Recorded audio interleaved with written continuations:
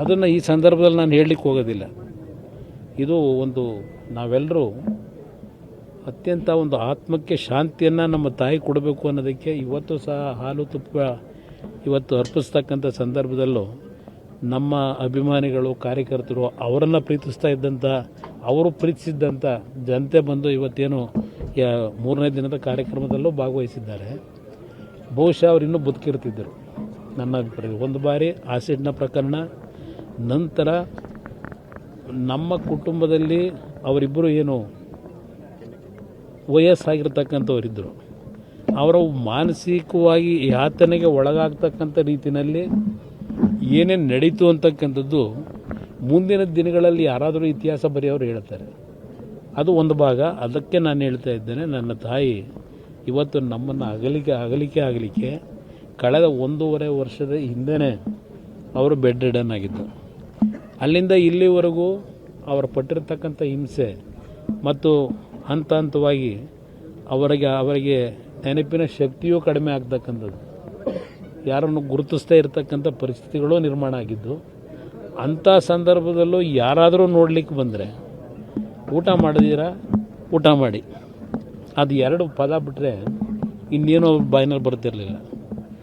ನನ್ನನ್ನು ಸ್ವಲ್ಪ ಮತ್ತೆ ನಮ್ಮ ಇಬ್ಬರು ತಂಗಿರಿದ್ದಾರೆ, ಅವರನ್ನು ಸ್ವಲ್ಪ ನೆನಪಿನಲ್ಲಿ ಇಟ್ಕೊಂಡಿದ್ರು. ನಾನು ಏನಾದರೂ ಒಂದು ವಾರದಲ್ಲಿ 2 ದಿನವೋ 3 ದಿನವೋ ಯಾವಾಗಾದ್ರೂ ಫ್ರೀ ಇದ್ದಾಗ ಹೋದಾಗ, ಒಳ್ಳೆ ಕೆಲಸ ಮಾಡಪ್ಪ, ಯಾವಾಗ ಬಂದೆ, ಡೆಲ್ಲಿಗೆ ಹೋಗಿದ್ದ, ಇದು ಮಾತ್ರ ಅವರಲ್ಲಿ ನೆನಪಿನಲ್ಲಿತ್ತು. ಆ ರೀತಿಯಲ್ಲಿ ಒಳ್ಳೆ ಕೆಲಸ ಮಾಡಪ್ಪ ಅಂತಕ್ಕಂಥದ್ದನ್ನು ಹೇಳೋರು ಅಷ್ಟೇ. ಆದರೆ ಒಂದು 2-3 ಬಾರಿ ಒಂದು ಕುಟುಂಬದಲ್ಲಿ ನಡೆದಿರ್ತಕ್ಕಂಥ ಪ್ರಕರಣದಲ್ಲಿ ಯಾವಾಗ ಕರ್ಕೊಂಬರ್ತೀಯಪ್ಪ ಅಂತಕ್ಕಂಥ ಒಂದು ಮಾತು ಹೇಳ್ತಿದ್ದೆ.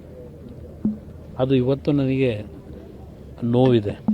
ಅವರಿಗೆ ಅಂಥ ಒಂದು ಸನ್ನಿವೇಶಗಳನ್ನು ತಡಿಲಾರ್ದೇ ಇವತ್ತು ಇಂಥ ಒಂದು ದಿನವನ್ನು ನಾವೇನು ಕಾಣಬೇಕಾಗಿದೆ. ಬಹುಶಃ ಇನ್ನೂ ಒಂದು 3-4 ವರ್ಷಗಳು ಆ ರೀತಿಯ ಒಂದು ಇವತ್ತಿನ ದಿನ ನಾವು ನೋಡಲಿಕ್ಕೆ ಸಾಧ್ಯ ಇರಲಿಲ್ಲ. ಆದರೆ ಅದನ್ನು ದೇವರು ತೀರ್ಮಾನ ಮಾಡಿರೋದು, ನಾವಲ್ಲ.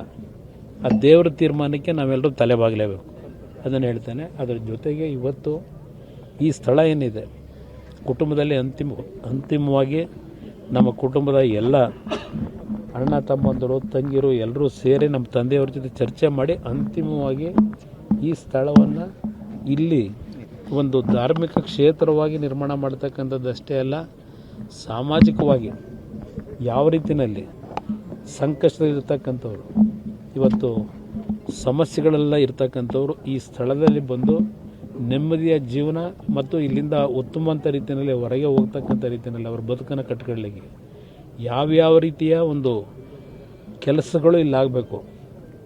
ನಾಡಿನಲ್ಲಿರ್ತಕ್ಕಂಥ ಸಂಕಷ್ಟದಲ್ಲಿರ್ತಕ್ಕಂಥ ಜನತೆಗೆ ಒಂದು ಭಾಗ